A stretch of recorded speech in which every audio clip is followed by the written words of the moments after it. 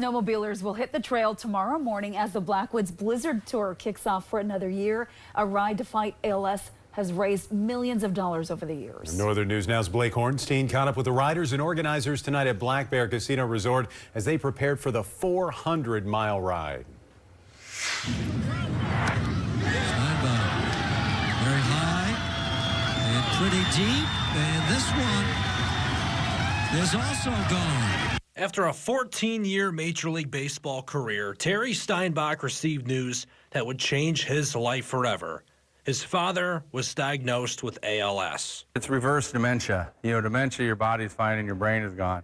ALS, your brain is sharp, but your body's gone. Following his father's death, Steinbach got a call and offered to participate in the first ever Blackwoods Blizzard Tour. We go to the banquet room, and I think they had 50 riders and ended up raising like $15,000 or $20,000.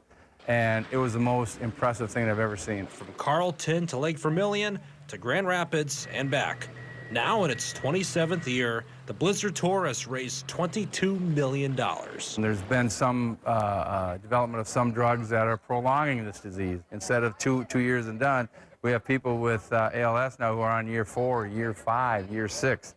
With so many riders taking part year after year, it's allowed organizers like Doug Jensen to fight ALS in more ways than one. When we were first started raising money for ALS, we did raised a lot of money for basically patient care, and now we're probably putting 50% of our funding into actually research and finding an actual cure for this terrible disease. When we have a cure for this, we can have Target Field. That's going to be our farewell party to ALS. In Carlton, Blake Hornstein, Northern News Now.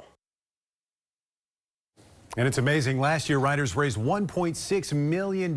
They hope to do even more this year.